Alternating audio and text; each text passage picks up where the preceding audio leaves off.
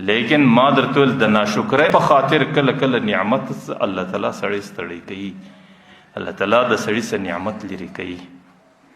حضرت ابراهیم علیه السلام ته الله تعالی بچی د اسماعیل علیه السلام په شکل کې ورکړي. د اسماعیل علیه السلام او د هغې د مور د حضرت هاجرې په حجاز مقدس کې د بیت الله پر مقام زندگی تیرېدله.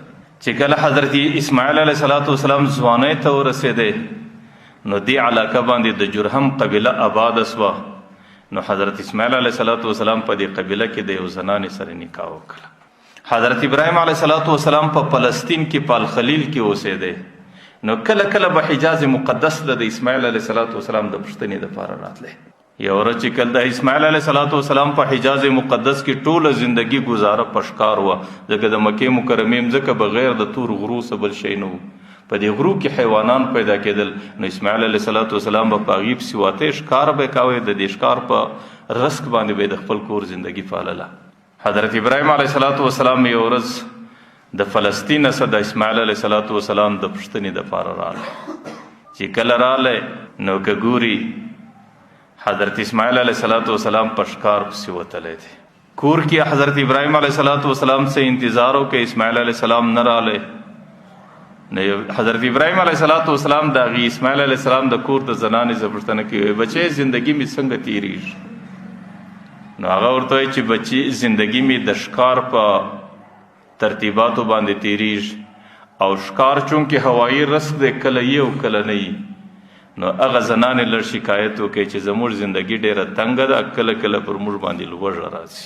حضرت ابراهیم علیه السلام د څه انتظاره څه وروسته ورته وایي ما خو د ده ملاقات غوښتی، لیکن شاید دی به وځنډېږي، ملاقات مې نصیب نه دی. صرف زما دا یو پیغام وله ورکه، ورته ووایه چې د کور چې دی د دروازې چې دی کوم چوکټ دی دا چوکټ دی خوندور نه دی، دا بدل که. هغه زنانې په هغه ګړي باندې په دې باندې سره نسو خلاص. چې کله ابراهیم علیه السلام لاړی، حضرت اسماعیل علیه السلام څه زمانه بعد راغلی. نو هغه زنانه ورته وایي چې والد محترم پلار خو راغلی او ستا انتظار یې ډېر وکړی، لیکن چې کله تلی نو ډېر افسوس یې پر دې باندې وکړی چې ملاقات نه اوس. لیکن دا یو پیغام یې راته راپرې شوی چې بچی چې کله راغلی ورته وایي د کور چوکټ دی خوندور نه دی، چوکټ بدل که. د هغه زنانې د دې په تعبیر او په مقصد سره نه خلاصېدی. د اسماعیل علیه السلام دستي تعبیر باندې سر خلاصو په مقصد باندې چې زما پلار ماته دا وایي چې دا زنانه ناشکره ده، دا زنانه خوندوره نه ده، دا ستا پر زندگی چې ته یو نبی د نبوت په نکاح کې د نبی په نکاح کې د، لیکن دې باندې الله تعالی دې ته د شکر توفیق نه دی ورکړی. نو حضرت اسماعیل علیه السلام هغه زنانه طلاق کړه. نو د لږ ناشکرۍ په خاطر الله تعالی د اسماعیل علیه السلام د نکاح د نعمت څخه محرومه کړه چې دا به په جنت کې د یو نبی په نکاح کې راپورته کېدله.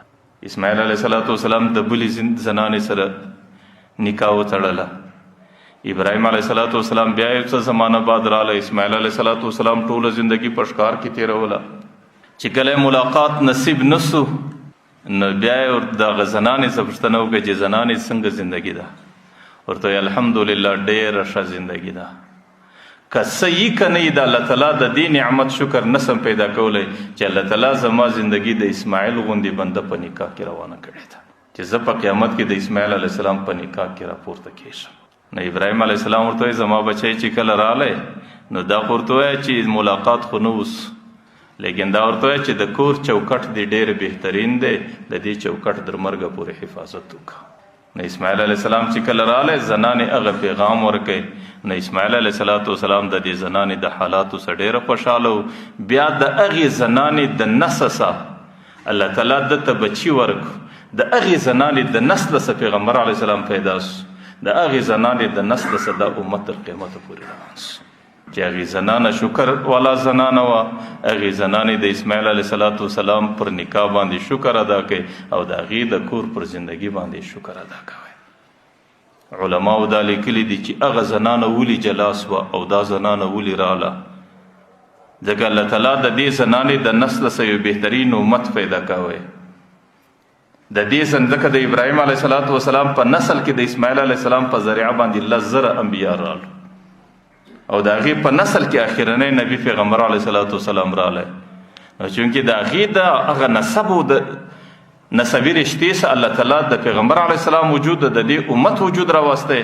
نو الله تعالی ته دا محبوب و چې د دې په نسلونو کې یو ناشکره زنانه پیدا نسی ځکه د هغې اثر پر ټوله نسل باندې راځي.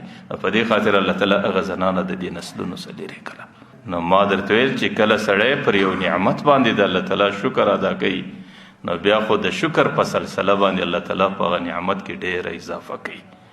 لیکن کچیرې و ان کفرتم ان عذابی لشدید، کچیرې ته الله نعمت درکړی دی، الله روښانه سترګې او سالم بدن درکړی دی، الله تعالی جوړ دماغ او ټوله قواوې سالمې درکړي دي، او الله تعالی رس درکړی دی، الله تعالی بچي درکړي دي، الله زندگی درکړی دی، لیکن ستا پر خوله باندې شکر نه راځي، ته ناشکره بنده. الله وایي ان عذابی لشدید، بیا خو زما عذاب ډېر سخت دی. ډېر ځله د هغې اثر په دنیا کې پر سړي راځي، الله تعالی د هغه نعمتونو څخه محرومه کړي، او که په دنیا کې نه وي په آخرت خو د سزا ځای دی، هلته د الله د عذابونو سره سړی ضرور مخامخ کېږي.